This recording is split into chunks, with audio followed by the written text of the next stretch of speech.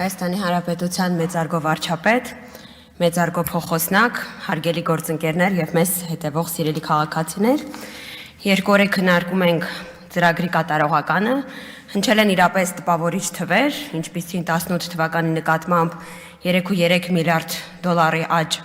24 թվականի բյուջեի, 24 թվականի տնտեսությունը 2018-ի նկատմամբ 43.5%-ով մեծ է, եւ ես ցանկանում եմ խոսել այն միջավայրի մասին, որը էապես նպաստել է,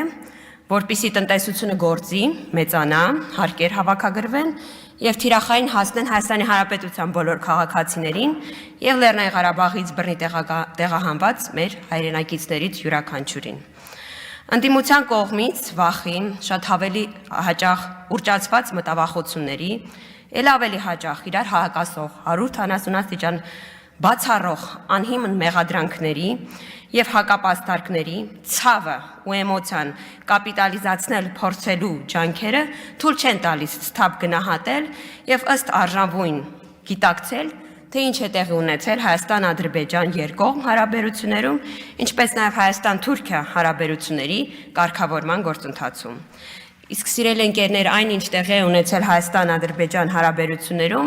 ես առանց որևէ սեթևեթանքի կանվանեմ աննախադեպ։ 30-ամյա կոնֆլիկտից հետո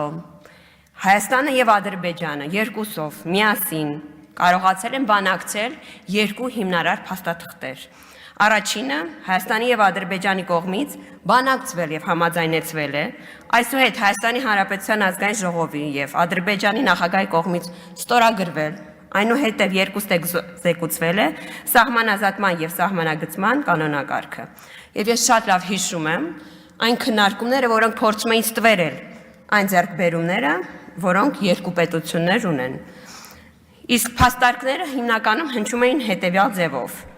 Ինչու եք շտապում վավերացնել այս փաստաթուղթը Ադրբեջանը միևնույն է չի վավերացնելու այն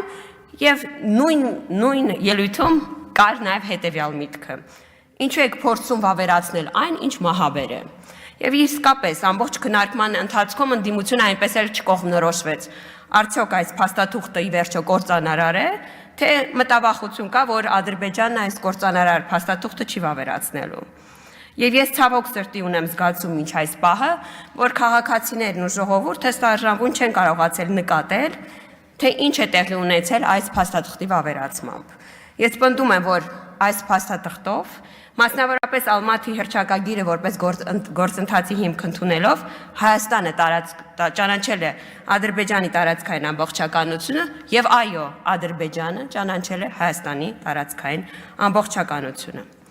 Տեղի ունեցել երկրորդ կարևոր իրադարձությունը Հայաստան-Ադրբեջան հարաբերություններում։ 12 փուլ անց կողմերը կարողացել են համաձայնել 17 հոդված ունեցող խաղաղության համաձայնագրի շուրջ։ Այո, ընդդիմությունը այն կարող է պարբերաբար կապիտուլյացիա համարել, անվանել կապիտուլյացիա, բայց ուզում եմ հիշեցնել մեր բոլոր քաղաքացիներին, որ խաղաղության պայմանագրի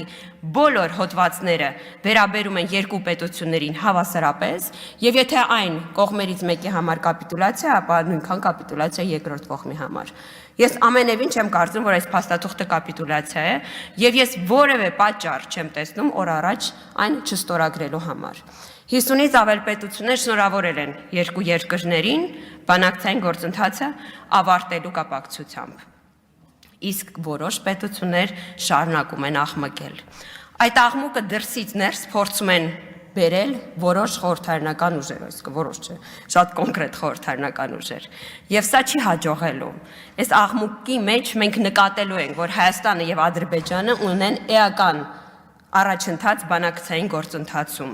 Այս աղմուկը չի ստվերելու այն հաջողությունը, որն ապահովել է գործող իշխանությունները, արտաքին գործերի նախարարությունը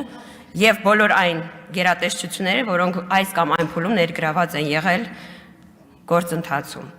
Կոնֆլիկտը չի հաջողելու հարատև դարձնել, իսկ Հայաստանը կիսանկախ չի լինելու։ Հայաստանի Հանրապետությունը լինելու է անկախ, սուվերեն պետություն։ Եվ մենք անհոգնել գնալու ենք խաղաղության հետևից։ Քանի որ այսօր ելույթը սկսեցի թվերով եւ դահլիճում հնչեցին թվեր ընտանեկան բռնության, ընտանեկան կենցաղային բռնության մասով, ես հարկ եմ համարում